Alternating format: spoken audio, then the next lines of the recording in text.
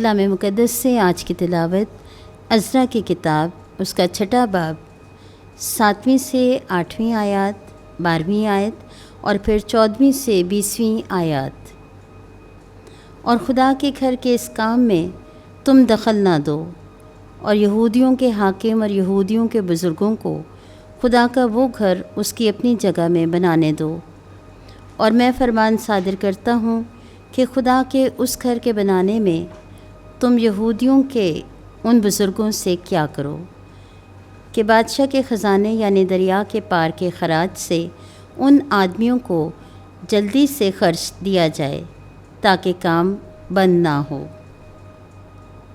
اور خدا جس نے اپنا نام وہاں رکھا ہے تمام بادشاہوں اور لوگوں کو ہلاک کرے جو خدا کے اس گھر کے جو یروشلم میں ہے بدلنے اور گرانے میں اپنا ہاتھ بڑھائیں۔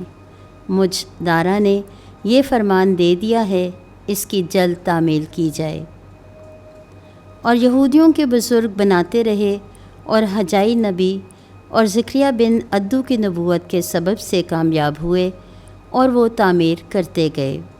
اور اسرائیل کے خدا کے حکم اور شاہان فارس کورش اور دارا اور ارت احش استا کے فرمان کے مطابق کام کو مکمل کیا۔ تو دارا بادشاہ کی سلطنت کے 6 سال کے آذار کے مہینے کے 3 دن میں یہ گھر مکمل ہوا۔ اور بنی اسرائیل اور کاہنوں اور لاویوں اور باقی جلاوطنی کے فرزندوں نے خدا کے اس گھر کی خوشی سے تقدیس کی۔